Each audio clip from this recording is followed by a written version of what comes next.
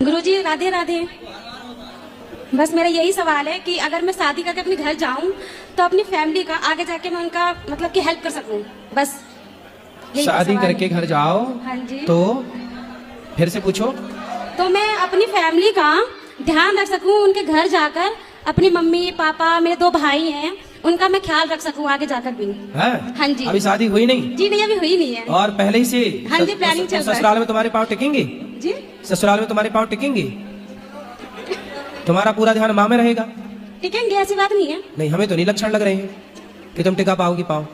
अब तुम अभी कह रही हो माँ बाप ना छूटे, माँ बाप का तुम्हारा भैया है? हाँ जी, 2 वो रखेगा ना तुम्हारी माँ का ध्यान। वो रखेंगे। तुम अपनी सास का ध्यान रखना, वो तुम मैं अपने रख- ससुर का ध्यान हाँ रखना, जी, पति का हाँ जी। रखना। हाँ, हाँ। वहां जाके भी माँ की तरफ आई तो घर तुम्हारा बिगड़ जाएगा। जी जी बिल्कुल। हाँ। लेकिन फिर भी रखना पड़ता है ना, क्योंकि दोनों फैमिली दोनों लोग तो मेरे ही अपने होंगे ना।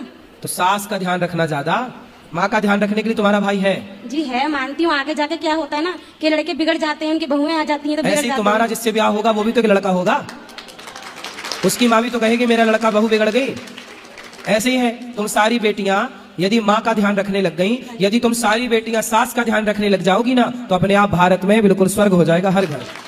तुम शादी करके माँ की तरफ आती हो ना, यदि सास की तरफ भाग जाओ तो तुम्हारा घर स्वर्ग बन जाए। फिर क्या हो, तुम्हारी भौजाई आएगी ना, फिर वो भौजाई भी कहेगी अपनी माँ की तरफ जाऊंगी, तुम्हारी माँ का ख्याल रखेगी नहीं। तुम अपनी सास का ख्याल